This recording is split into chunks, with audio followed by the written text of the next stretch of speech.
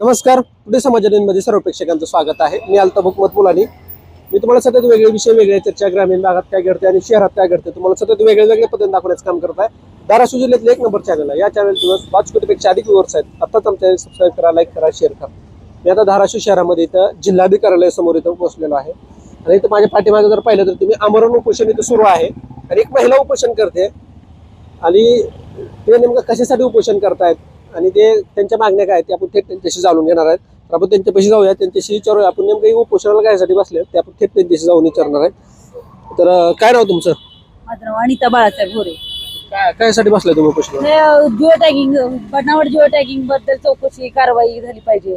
चौकशी अर्धवट झालेली आहे आणि दोषींवर कारवाई करतो म्हणून पत्र दिलेत, पण खऱ्या याच्यामध्ये कारवाई झाली की नाही आम्हाला कोणता अहवाल प्राप्त नाहीये. प्रकल्प संचालकांना आम्ही वारंवार अर्ज केले, विभागीय आयुक्तांना अर्ज केले किंवा हे असं भ्रष्टाचार चालू आहे, खोटे जिओ टॅगिंग करून पैसे देत आहेत लोकांना. आणि ही प्रधानमंत्री आवास योजना ही सरकारची आहे, जे गरीब लोकांसाठी आहे. मग ते गरीब न उचलता जे चांगले घरातले लोक आहेत ते पैसे उचलून सरकारची फसवणूक करायला. मग आम्ही त्याच्याबद्दल वारंवार मी त्यांना अर्ज दिले आणि आम्हाला सांगण्यात आलं की जिओ टॅगिंग झाली असे आणि त्या माणसाच्या खरं मध्ये गावामध्ये जागा नाही, त्याचा स्वतःचा मालकीचा उतारा नाही. मग अशा व्यक्तीला त्यांनी घरकुल दिलं कसं? आणि प्रस्ताव दिला ग्रामपंचायतला, पंचायत समिती परंडा की आम्ही शेतात घर बांधतोय 111 गट नंबर मध्ये, पण खरं म्हणलं तर घरकुल कुठे बांधलंच नाही. नुसतं अनामत रक्कम उचलली. आमचा अर्ज गेल्यानंतर कारवाई करतो म्हणून मैना घोषाल साहेबांनी आम्हाला पत्र दिले, पण खऱ्यामध्ये कारवाई झाली आहे असं काही आम्हाला प्राप्त नाहीये कोणता अहवाल. मग याच्याबद्दल म्हणून उपोषणाला बसले. याच्यामध्ये ग्रामसेवक, सरपंच, ग्राम रोजगार सेवक यांनी सगळ्यांनी एक अहवाल दिलेला आहे, म्हणजे एक प्रमाणपत्र दिलेलं आहे कुठे परंडा पंचायत समितीला की बांधकाम पूर्णत्वाला नेलेलं आहे. पूर्णत्वाला नेऊन यांचं बांधकाम झालेले पैसे द्या. जर माझा अर्ज गेला नसता तर ते पूर्ण पैसे उचलून गेले असते, पण तेवढ्या आमचा अर्ज गेल्यामुळे फक्त 85,000 रुपये उचलले गेले.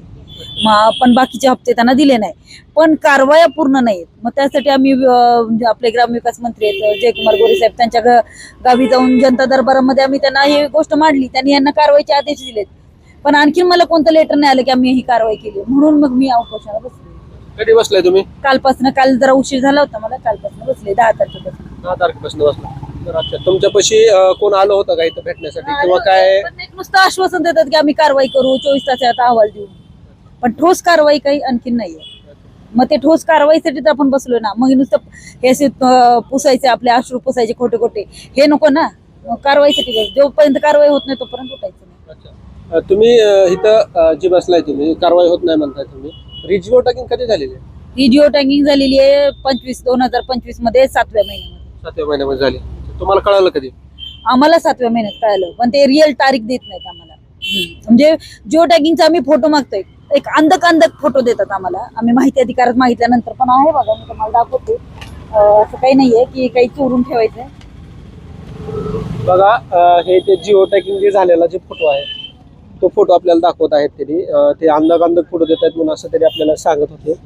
आणि 2025 मध्ये जिओ टॅगिंग झालेली आहे आणि ते जिओ टॅगिंग जी आहे ती इथे बघा, तुम्ही दाखवू शकता इथं बघा हे.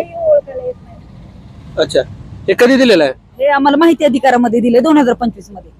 2025 मध्ये. पण आम्ही नेटवर ऑनलाईन बघितलं ही माहिती काढायला, पण ऑनलाईन मध्ये पण फोटो निघत नाही. इतका अंधुक फोटो मध्ये काहीही दिसत नाही.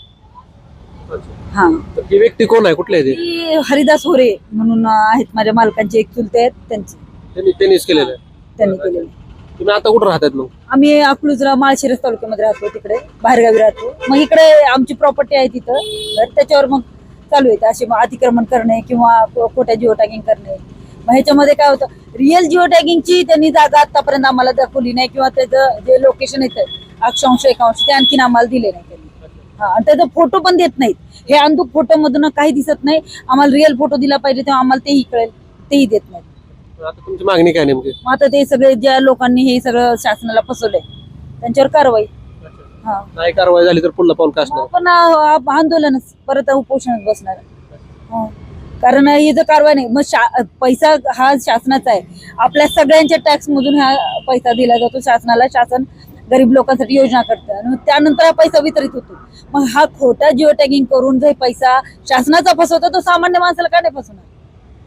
मग सामान्य माणसाला फसवणं तर किती सोपं आहे. सरकारला फसवताय तुम्ही, लेखी कागदोपत्री फसवताय. हे काही साधन नाहीये. शासनाची योजना आहे, प्रधानमंत्री आवास योजना आहे गरीब लोकांसाठी, त्या लोकांना फसवताय शासनाला. मग ह्याच्यामध्ये आले तर सीईओ आले, मुख्य कार्यकारी अधिकारी, बीडीओ आले, गटविकास अधिकारी, मग यांना फसवताय. मग सामान्य लोकांना का नाही फसवणार, यासाठी आम्ही उपोषणाला बसलो. बघा तुम्ही जर पाहिलं तर मी इथं जिल्हाधिकाऱ्यासमोर धाराशिव या ठिकाणी इथं पोहोचलेलो होतो आणि इथं आमरण उपोषण एक महिला करत आहेत. त्यांची अशी मागणी आहे की त्यांच्या 2025 मध्ये जे तिथं परंड्यामध्येच ना, हा परंड्यामध्ये जिथे ते घर आहे त्यांचं आणि त्या घरावर खोटे जे आहे ती जिओ टॅगिंग झालेली आहे, म्हणून ते इथं उपोषणाला बसलेले आहेत. त्यांची खोलपणे चौकशी व्हावी आणि त्यांच्यावर कायदेशीर कारवाई करण्यात यावी, अशा यांच्या अनेक मागण्या होत्या. मी तुम्हाला पूर्ण व्हिडिओ दाखलेला आहे. कसा वाटला विषय नक्कीच कळणार. काय वेगळे विषय तर नंबर दिलेला आहे, त्या नंबरला तुम्ही थेट संपर्क करू शकता. मी अल्ताफ हुकमत मुलानी, उस्मानाबाद, धाराशिव.